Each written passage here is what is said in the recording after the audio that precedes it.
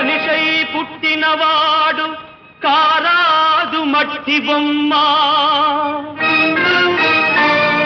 పట్టుదలే ఉంటే కాగలడు మరో బ్రహ్మ కృషి ఉంటే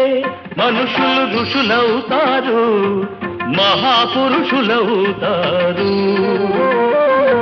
తరతరాలకి తరగని వెలుగవుతారు ఇలా వేడుకులవుతారు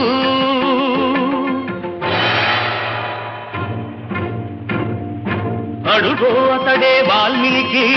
బ్రతుకు వేట అతనికి అతి భయంకరుడు యమకింకరుడు అడవి జంతువుల పాలికి అడుగో అతడే వాల్మీకి